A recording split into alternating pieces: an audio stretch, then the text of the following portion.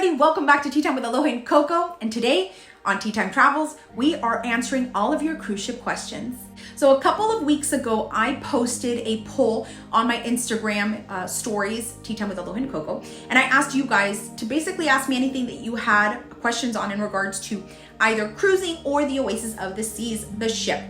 There are a couple of questions that I got for ships that I've never been on. For example, there's a lot of Carnival ships I've never been on. So for those questions, I'm going to try to kind of make it something that would cover all cruise ships.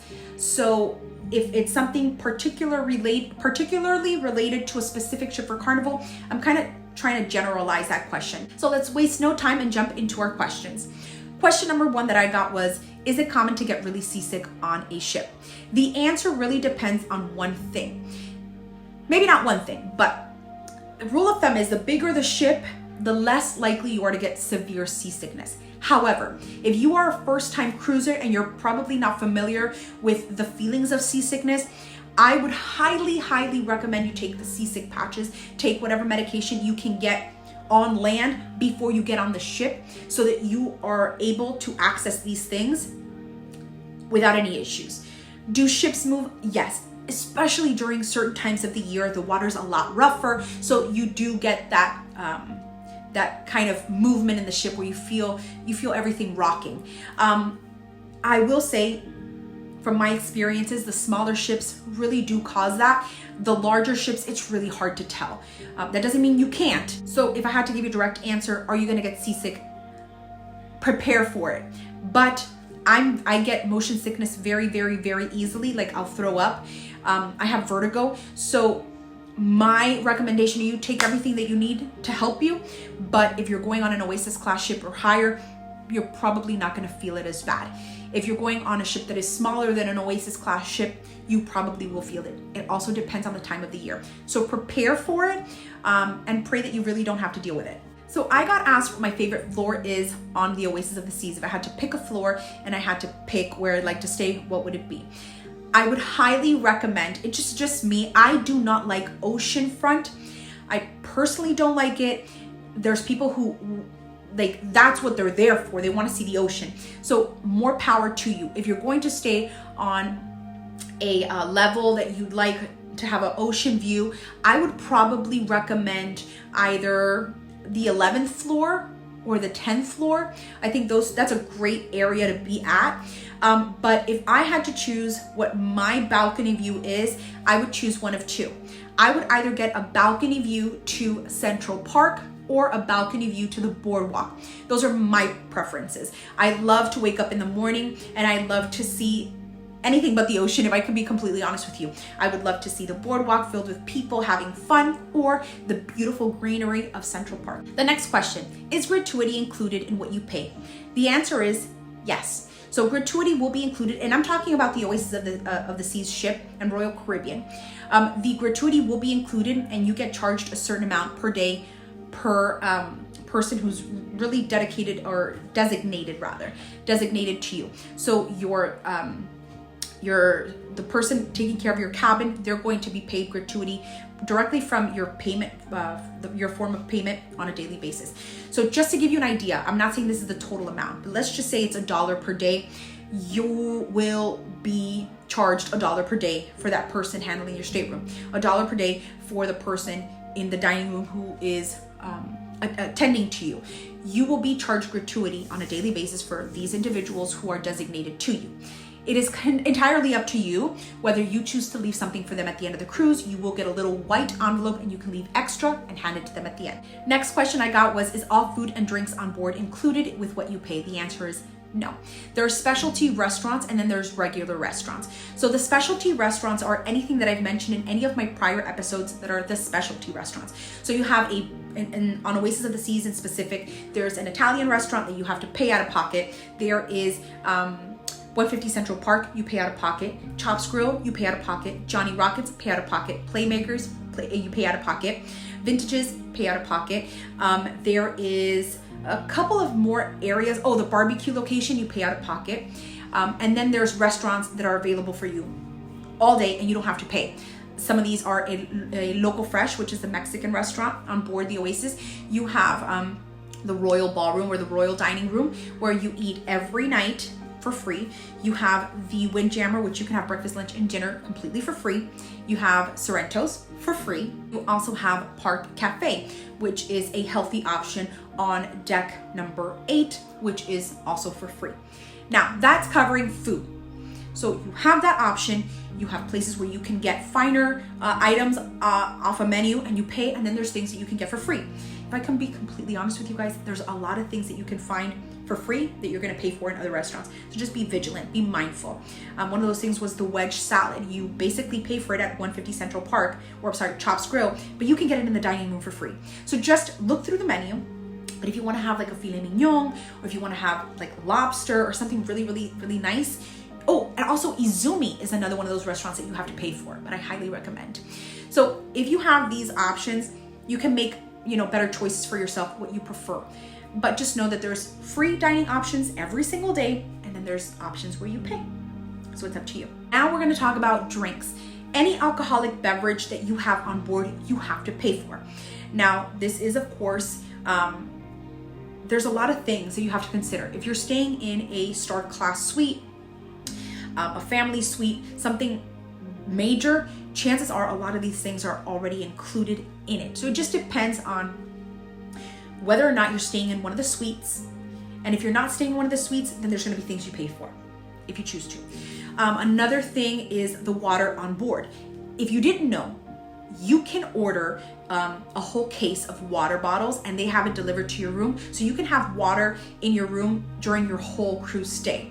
So that's something else that you can purchase and you can have. Now there's drinks on board that you can purchase packages for, and you can just have whatever you want. For example, a Coca-Cola package. You pay for that drink package and you can have Coke, and pretty much any of those Coca-Cola drinks you can get anytime you want for free. And there's different drink packages. There's a drink package for alcohol. There's a drink package for like Cokes and seltzers and different types of drinks. They give you a tumbler so you can kind of refill it. They have these refillable stations in front of Sorrento's and possibly other areas, but the one I see is Sorrento's. And you could just fill it with Coke and Sprite and Fanta or whatever they have there. So you pay for that. You can have access to it all day. When you go to the dining room, if you don't have your tumbler, you could just show them your drink, your card, and it'll say that you have a drink package, and then they'll bring you Coke to the table at the restaurant. So that's something to consider. Now, another thing to have in mind is if you are a Diamond Plus member, you get up to $14 in drinks and like beverages for free every single day. So I'm a Diamond Plus member. So what that means is I think it's 3 or 4 drinks that I can get per day for free. Now that leads me to my next question. If you travel a lot, do you get any perks? Yes. So depending on what class you're in, they will give you certain perks. So for example, me as a Diamond Plus member, I get that money daily. So I can get, for example, let's say you're poolside and you really want a pina colada and you're a Diamond Plus member, you can go ahead and ask for a pina colada and you get it for free because you've reached that and you have that status. So you're able to really take advantage of those $14, I believe it is. So maybe you want 2 pina coladas. Maybe you want a water bottle. That would fall under that. So that's that. You also have, depending on what class you're in, different perks. Sometimes they'll give you pins because of your class. Sometimes they'll give you, I know that for mine, I get a free photo. So maybe you really, really love going on cruise ships and you want that photo that you take right before you board with the backdrop, you can get one of those for free. So everybody that is that status would get that free photo. Now this next question is totally valid.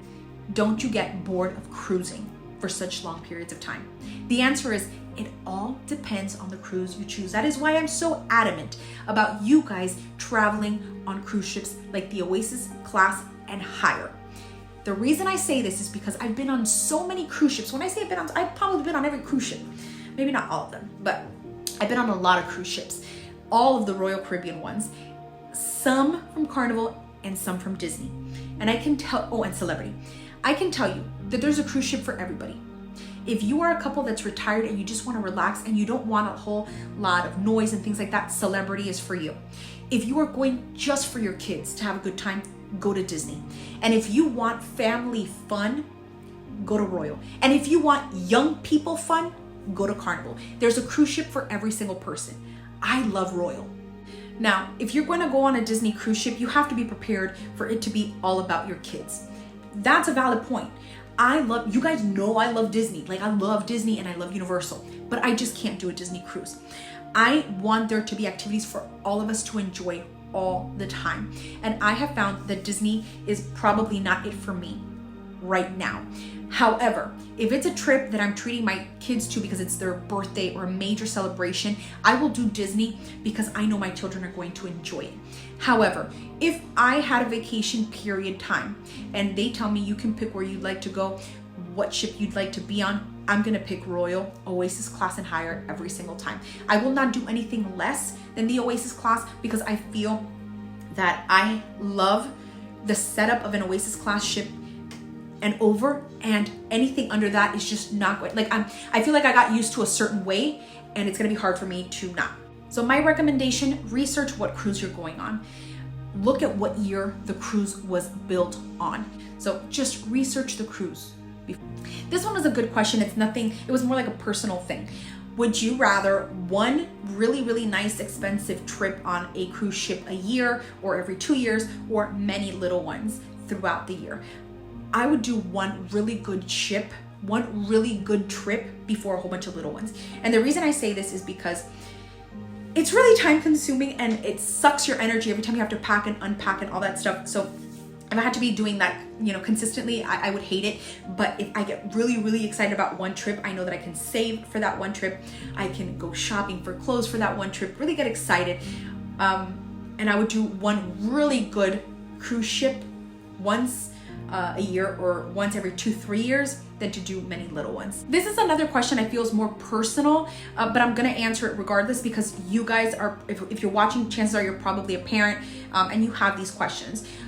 Do I use the clubs for kids for my daughters? The answer is no. Now, every single cruise ship has kids clubs, so you can use it if you'd like. They're separated again by ages, so just keep that in mind.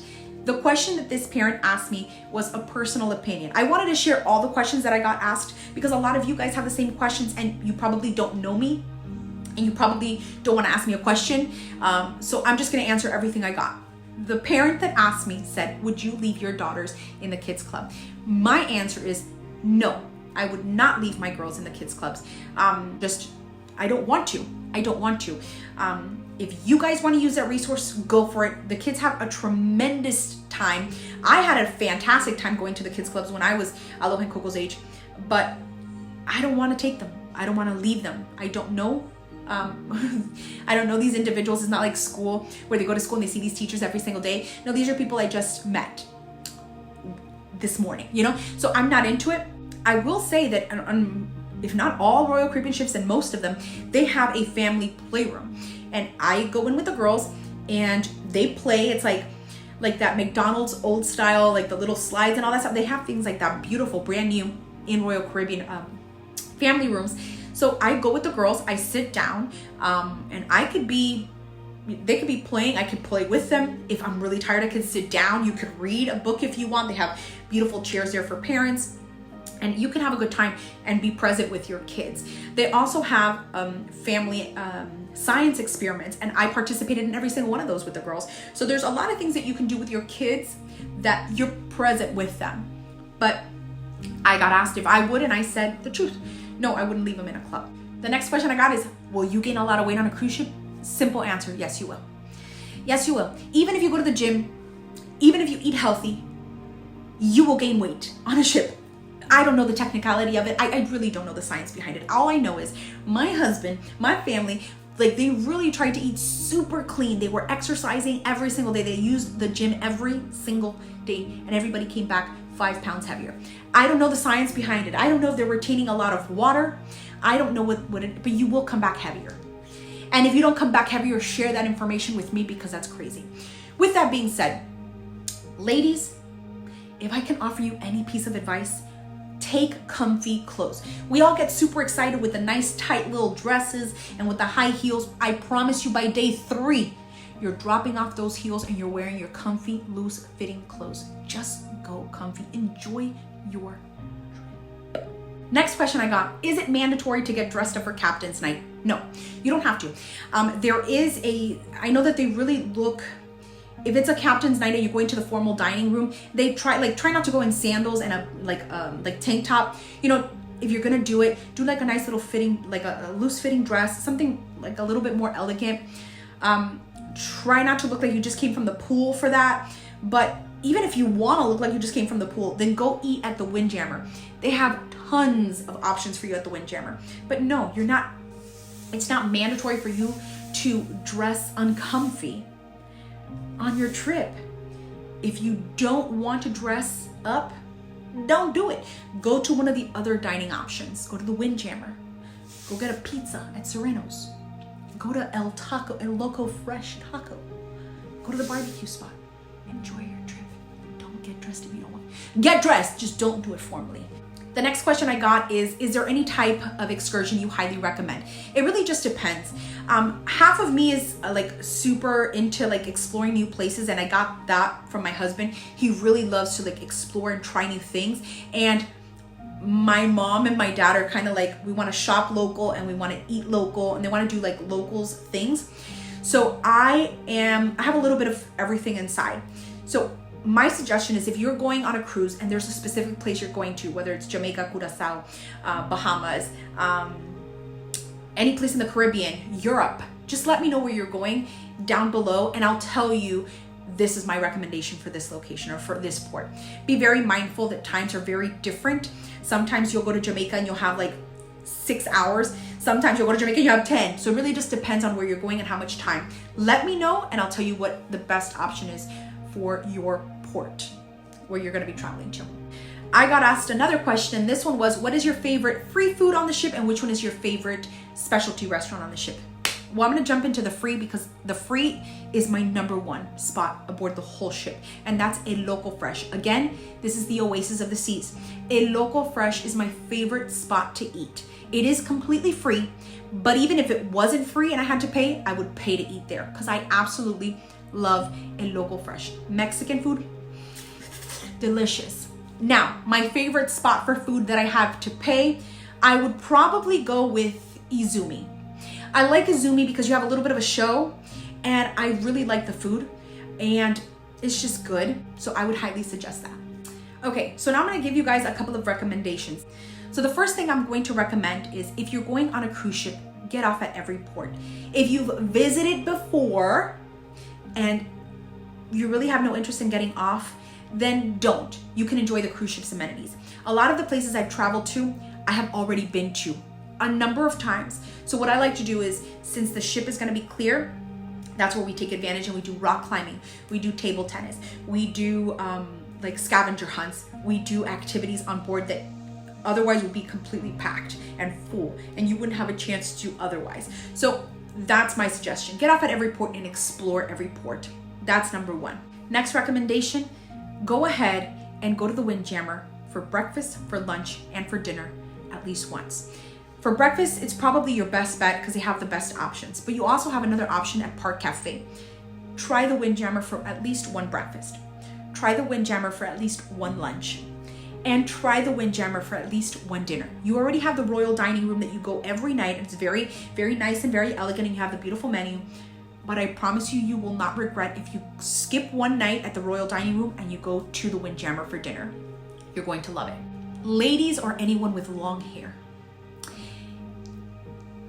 if you don't want to spend money on the ship, that's fine, because you can literally get everything that you need, you can get for free.